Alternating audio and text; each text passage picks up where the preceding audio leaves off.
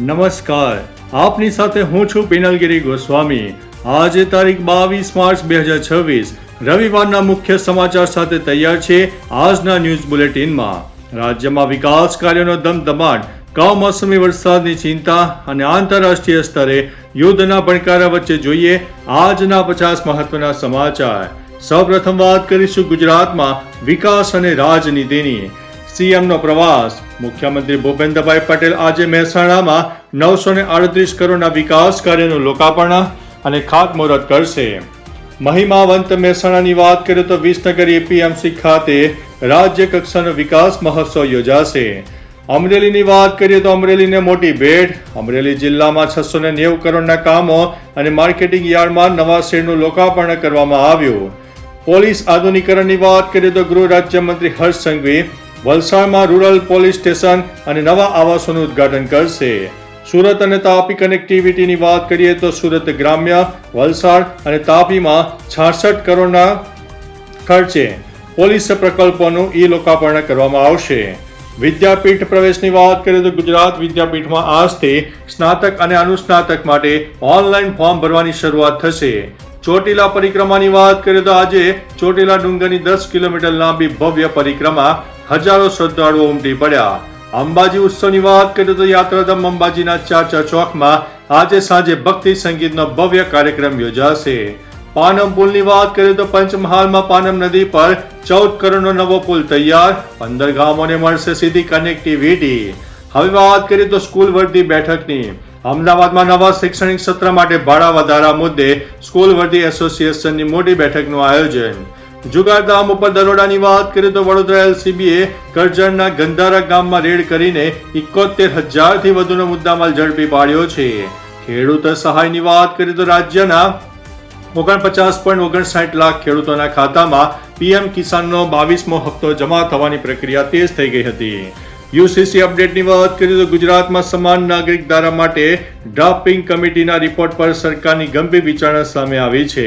બનાસકાંઠા વિવાદની વાત કરીએ તો ઉણ ગામમાં પ્રેમ લગ્ન મામલે થયેલ ઘર્ષણ બાદ ચૌધરી અને રબારી સમાજના આગેવાનોની શાંતિની અપીલ બેઠક યોજાઈ. માછીમારોની વાત કરીએ તો માછીમારોને મોટી રાહત. માછીમારીના ડીઝલ પર જૂના રાહત દરે સબસિડી ચાલુ રાખવાનો સરકારનો મહત્વનો નિર્ણય સામે આવ્યો છે. હવે મિત્રો હવામાન અને ખેતીની વાત કરીશું. હવામાન વિભાગનું મોટું એલર્ટ. ગુજરાત સહિત 19 રાજ્યોમાં આગામી 5 દિવસ આંધી, તોફાન અને વરસાદની શક્યતા વર્ણવવામાં આવી છે. કમોસમી વરસાદની વાત કરીએ તો ઉત્તર ગુજરાત અને સૌરાષ્ટ્રમાં વેસ્ટર્ન ડિસ્ટર્બન્સના કારણે માવઠાની શક્યતા રહે છે.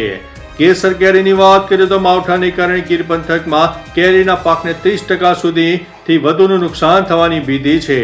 અંબાલાલ પટેલની વાત કરીએ તો 25 માર્ચથી ફરી મોસમ બદલાશે. એપ્રિલમાં પ્રી મોન્સૂન એક્ટિવિટીની શક્યતા રહેલી છે. ગરમીના પારાની વાત કરીએ તો વરસાદી માહોલ વચ્ચે ઉત્તર અને મધ્ય ભારતમાં તાપમાન 3 થી 8 ડિગ્રી વચ્ચે રહેશે. રાષ્ટ્રીય સમાચારની વાત કરીએ તો ચૈત્રી નવરાત્રી. આજે ચૈત્ર સુદ ચોથ. દેશભરના શક્તિપીઠોમાં ભક્તોનું ઘોડાપુર ઉમટી પડશે. બેંક રજાની વાત કરીએ તો રવિવાર અને રજાઓને કારણે સતત બીજા દિવસે બેંકોમાં કામકાજ બંધ રહ્યું. વાવાઝોડાની ચેતવણીની વાત કરીએ તો બિહાર અને બંગાળમાં 85 કિલોમીટરની ઝડપે પવન ફૂંકાવાની હવામાન વિભાગે મોટી ચેતવણી આપી છે. રામનવમીની વાત કરીએ તો અયોધ્યામાં 26 માર્ચની ઉજવણી માટે દેશભરમાંથી શ્રદ્ધાળુઓ આવવાના શરૂ થઈ ગયા છે. એલપીજી સપ્લાયની વાત કરીએ તો કેન્દ્ર સરકાર દ્વારા કોમર્શિયલ ગેસના પુરવઠામાં 20% વધારો ઝીકી દેવામાં આવ્યો છે. વેપારીઓને મોટી રાહત. હિમવર્ષાની વાત કરીએ તો હિમાચલ અને ઉત્તરાખંડના પહાડી વિસ્તારોમાં હળવી હિમવર્ષા ચાલુ છે. બર્ડ ફ્લૂની વાત કરીએ તો કેરળમાં બર્ડ ફ્લૂના કેસ વધતા આરોગ્ય વિભાગ દ્વારા હાઈ એલર્ટ આપવામાં આવ્યું છે.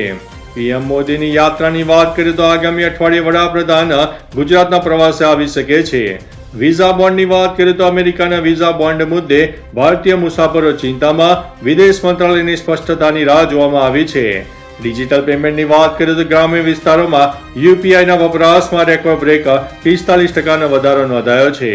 હવે મિત્રો આંતરરાષ્ટ્રીય સમાચારો અને યુદ્ધની વાત કરીએ. ઈરાન અને ઇઝરાયલ યુદ્ધમાં ઈરાને ઇઝરાયલના ન્યુક્લિયર સિટી ડિમોના પર મિસાઇલ વડે હુમલો કર્યો. 20 લોકો ઈજાગ્રસ્ત થયા છે. સિરિયામાં બોમ્બમારાની વાત કરીએ તો ઇઝરાયલના હવાઈ હુમલામાં ઈરાની કમાન્ડર મોહમ્મદ નૈનીનું મોત થયું છે. ટ્રમ્પના નિવેદનની વાત કરીએ તો ડોનાલ્ડ ટ્રમ્પે દાવો કર્યો છે કે ઇઝરાયલના હુમલાની અમેરિકાને જાણ નહોતી. એનર્જી સંકટની વાત કરીએ તો ઈરાન દ્વારા કતારના રાસ લફાન ગેસ ફિલ્ડ પર બેલિસ્ટિક મિસાઇલથી હુમલો કરવામાં આવ્યો છે. હોર્મુઝની સામુદ્રધુનીની વાત કરીએ તો સ્ટેટ ઓફ હોર્મુઝ ખોલવા માટે વિશ્વના 22 દેશો ઈરાન વિરુદ્ધ એકજૂટ થયા છે. પાકિસ્તાની ધમકીની વાત કરીએ તો પૂર્વ રાજદૂત અબ્દુલ્લા બાસિતની ભારત પર હુમલાની ઉશ્કેરણીજનક ટિપ્પણી સામે આવી છે. વૈશ્વિક બજારની વાત કરીએ તો યુદ્ધના કારણે ક્રૂડ ઓઇલના ભાવમાં પ્રતિ બેરલ $5નો ઉછાળો આવ્યો છે. BAPS મંદિરની વાત કરીએ તો અબુધાબી મંદિરે યુદ્ધગ્રસ્ત વિસ્તારમાં ફસાયેલા ભારતીયો માટે મદદના દ્વાર ખોલવામાં આવ્યા છે.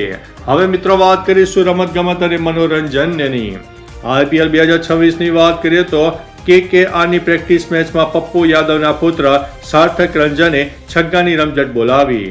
ધોનીની ઈજાની વાત કરીએ તો પ્રેક્ટિસ બાદ ધોની લંગડાતા ચાલતા દેખાયા. CSK ફેન્સમાં ચિંતાનો માહોલ. IPL ઓપનિંગમાં 28 માર્ચના રોજ RCB અને હૈદરાબાદ વચ્ચે પ્રથમ મુકાબલો રમાશે.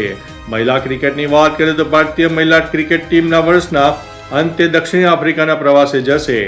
વૈભવ સૂર્યવંશીની વાત કરીએ તો રાજસ્થાન રોયલ્સના કેપ્ટને યુવા ખેલાડી વૈભવને આપ્યું છે મોટું નિવેદન.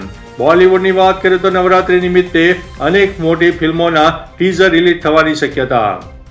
વેપાર અને અન્ય સમાચારો પર નજર નાખીએ તો પેટ્રોલ ડીઝલમાં ક્રૂડ ઓઇલ મોંઘું થતા પેટ્રોલના ભાવ ₹2 સુધી વધવાના સંકેત છે. અદાણી ઇન્વેસ્ટમેન્ટની વાત કરીએ તો અદાણી ગ્રુપ ગ્રીન એનર્જીમાં સેક્ટરમાં 1.2 લાખ કરોડનું રોકાણ કરશે. હેલ્થ ટિપ્સની વાત કરીએ તો ઉનાળામાં કાપેલા ફળો ખાવાથી બચવા ડોક્ટરોની કડક ચેતવણી. ગોલ્ડ રેટની વાત કરીએ તો લગ્ન સરાની સિઝન પહેલા સોનાના ભાવમાં નજીવો ઘટાડો થયો છે. આજના રાશિફળની વાત કરીએ તો મેષ રાશિના જાતકો માટે આજનો દિવસ આર્થિક લાભદાયી રહેશે. સૂર્યોદય અને સૂર્યાસ્તની વાત કરીએ તો આજે સૂર્યાસ્ત સાંજે 6:51 થશે અને ચંદ્રોદય સવારે 8:44 થશે.